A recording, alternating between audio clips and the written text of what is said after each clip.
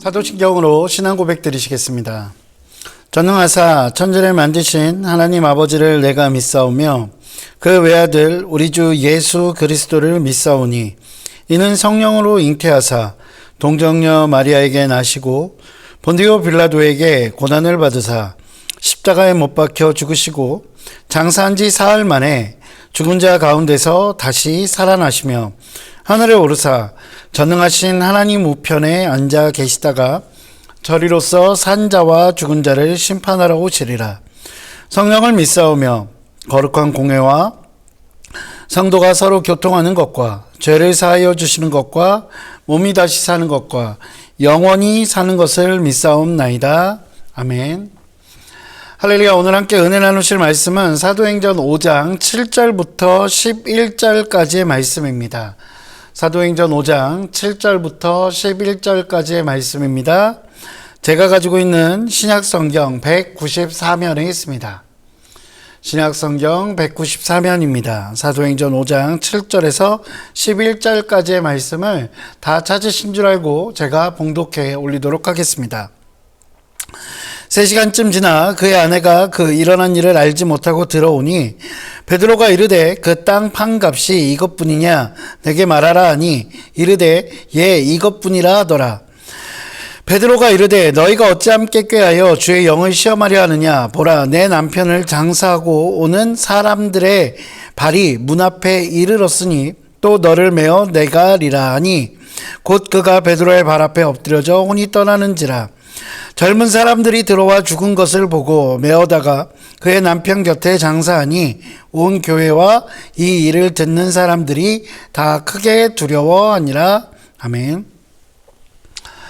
할렐루야. 오늘도 하나님께서 베푸시는 놀라운 은혜가 저와 여러분들의 삶 가운데 가득 넘치기를 주님의 이름으로 소망합니다.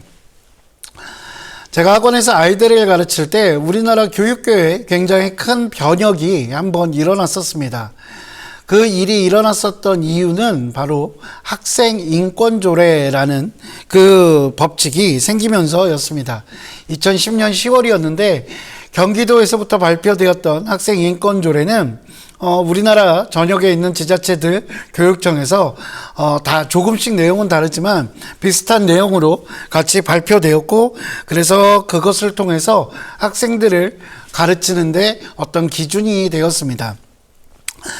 학생인권조례, 학생들의 인권을 조금 더 생각해 줘야 된다라는 좋은 의도에서 이제 시작된 이 학생인권조례는요, 일반적으로 차별받지 않을 권리, 표현의 자유, 교육복지에 관한 권리, 양심과 종교의 자유 등 굉장히 좋은 내용들을 담고 있습니다. 그런데 이것과 더불어서 폭력으로부터 자유로울 권리, 소지품 검사 금지, 휴대폰 사용 자유 등 사생활에 대한 자유도 학생들이 충분히 누릴 수 있어야 된다라는 내용을 함께하고 있었습니다. 좋은 의미에서 발표되었던 이 학생인권조례가 결국에는 이후에 몇 가지 문제점들을 나타내게 되었습니다. 폭력으로부터 자유로울 권리, 그 권리는 선생님들이 체벌할 수 없도록 만들었습니다. 그래서 학생들이 무엇인가 잘못을 했을 때도 우리가 예전에 생각했던 매를 드는 선생님, 사랑의 매, 이런 개념들은 사라졌던 것입니다. 그리고 소지품 검사 금지 등 개인의 사생활을, 그리고 그 사생활의 자유를 지켜줘야 된다라는 조항들은 학생들의 그 무분별한 사생활과 태도를 어떻게 제어할 수 없는 상태가 되었습니다. 아직 완성되지 않은 아이들의 그 윤리관과 질서, 그 질서관은 그저 자신들의 자유만을 이야기할 뿐 자신들이 행해야 할 그런 것들은 책임에 대해서는 생각하지 못하는 모습들이 되게 많았습니다. 그래서 교육 현실은 아이들이 선생님을 무시하는 말과 행동을 해도 그것을 제재할 수 없습니다. 학생 인권이라는 이름이 모든 것들에 앞서서 우선되기 때문이었습니다. 실제로 처음 학생인권조례가 발표되고 난 다음에 학원에서 아이들을 가르치는데 한 선생님이 숙제를 안 해왔다고 아이를 혼냈더니 그 아이가 수업 시간에 선생님이 있는데 발로 책상을 차고 침을 뱉고 그리고 문을 열고 발로 차고 나갔다라는 그런 모습을 저는 목격했었습니다. 그런데 더 놀라운 것은 무엇이냐면 그나마 학원이어서 그 정도였지 학교에서는 더욱 심하다라고 이야기한다는 것입니다. 어찌 보면 요즘 사회면을 차지하는 선생님들의 죽음, 그 죽음에는 이러한 배경이 있는 것 같습니다. 징계가 없으니 아이들은 용서라는 개념, 그리고 선생님께 어떻게 해야 하는 것인지 그런 것들도 잘 알지 못하고, 그리고 감사함이라는 개념들도 점점 잃어버리고 살아가는 것 같습니다. 과연 선생님들의 징계, 그 징계는 필요할까라는 의문이 듭니다. 그런데 오늘 함께 읽으신 본문을 대할 때 이와 똑같은 의문이 들 수 있다고 생각합니다. 하나님은 과연 그렇게까지 징계를 내리셔야 했을까? 오늘 본문에 나오고 있는 이 삽비라, 그리고 그의 남편이었던 아나니아, 그들이 물론 하나님을 속이고 큰 잘못을 저지른 것은 분명합니다. 그럼에도 불구하고 하나님께서는 그들을 반드시 죽이셨어야 했을까? 오늘 삽비라가 했던 말이라고는 예, 이것뿐입니다 라는 거짓말 한마디였습니다. 그리고 그 거짓말 한마디에 죽음을 맞이해야 할 상황에 이르는 것입니다. 과연 그토록 엄정한 징계가 필요한 것일까? 우리가 사랑의 하나님이라고 이야기하는 그 분께서 이토록 공포스러운 일들을 행하셨어야 했을까라는 의문이 들 수도 있습니다. 그런데 저는 이 부분에 대해서 당연하다라고 생각합니다. 여러분, 하나님의 은혜는 굉장히 실제적인 것입니다. 죽음 이후 천국에서의 삶만이 우리에게 주어진 은혜는 아닙니다. 이 땅, 우리가 살아가고 있는 이 삶 가운데서도 하나님의 은혜를 느낄 수 있습니다. 그리고 그 하나님의 은혜 가운데 우리는 날마다 살아가고 있는 것입니다. 이와 마찬가지로 은혜만 존재하는 것이 아니라 하나님의 심판 역시 실제한다는 것입니다. 성경은 실제로 끊임없이 실제하는 심판에 대해서, 그리고 징계에 대해서 우리에게 가르쳐주고 있습니다. 하나님께 순종하지 않았던 아담과 하와는 어떻게 됐죠? 그들은 낙원에서 쫓겨났습니다. 광야에서 하나님을 원망하던 이스라엘 백성들, 그들은 불뱀에 물리기도 했고 하나님으로부터 그 광야를 40여 년이라는 세월 동안 방황해야 했습니다. 아간은 죽음을 맞이했고, 안타깝게도 하나님의 징계와 심판은 이처럼 우리의 삶 가운데, 우리의 현실 가운데 계속 분명하게 일어난다는 것입니다.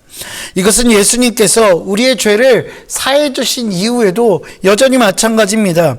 요한일서 5장 16절과 17절을 세 번역으로 한번 살펴보면, 누구든지 형제가 사망에 이르지 아니하는 죄 범하는 것을 보거든 구하라. 그리하면 사망에 이르지 아니하는 범죄자들을 위하여 그에게 생명을 주시리라. 사망에 이르는 죄가 있으니 이에 관하여 나는 구하라 하지 않노라. 모든 불의가 죄로 돼 사망에 이르지 아니하는 죄도 있도다. 그렇습니다. 오늘 요한일서에서 나타나는 그 죄에는 두 가지 종류가 있습니다. 사망에 이르는 죄, 사망에 이르지 않는 죄. 분명 예수님께서 우리의 모든 죄를 용서하셨다라고 하지만 여전히 우리의 현실 가운데 죄의 값은 존재하고 징계는 존재한다는 것입니다.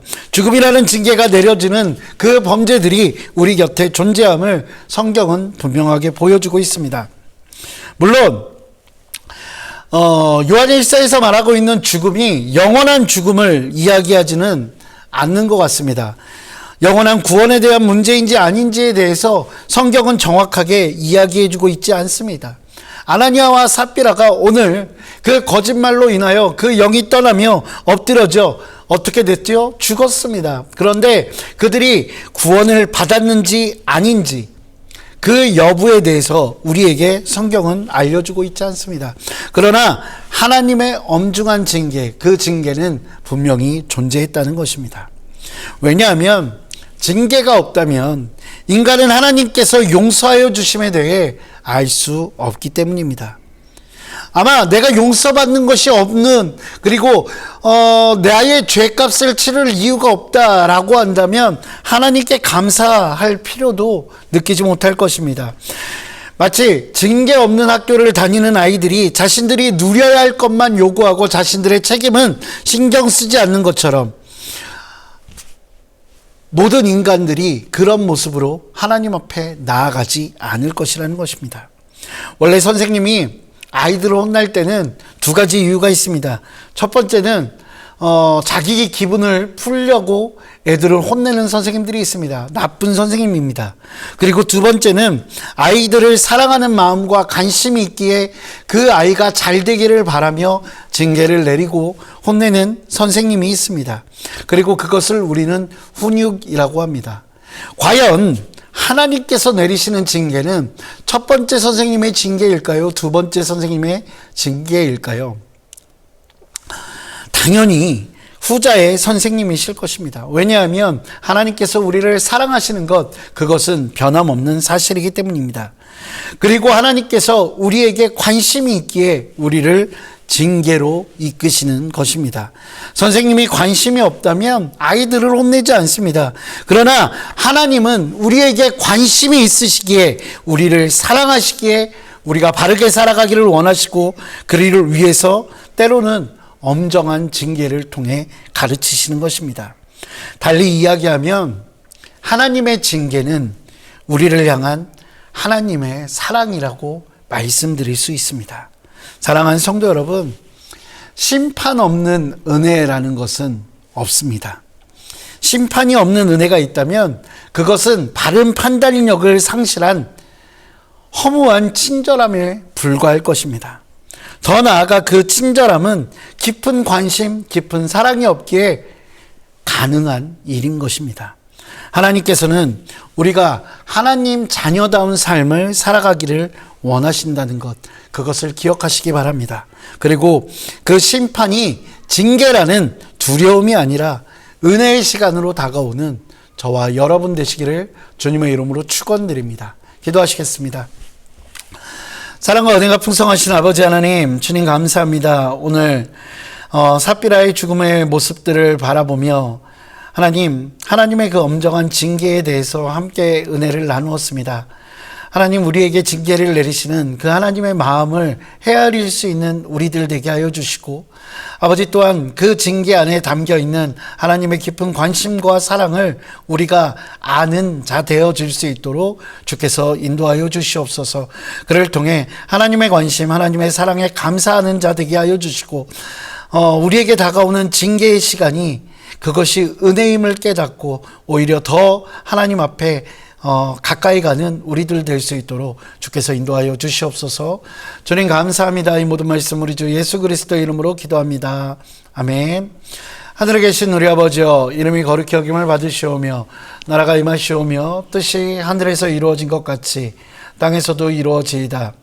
오늘 우리에게 일용할 양식을 주시옵고 우리가 우리에게 죄 지은 자를 사하여 준 것 같이 우리 죄를 사하여 주시옵고 우리를 시험에 들게 하지 마시옵고 다만 악에서 구하시옵소서. 나라와 권세와 영광이 아버지께 영원히 있사옵나이다. 아멘.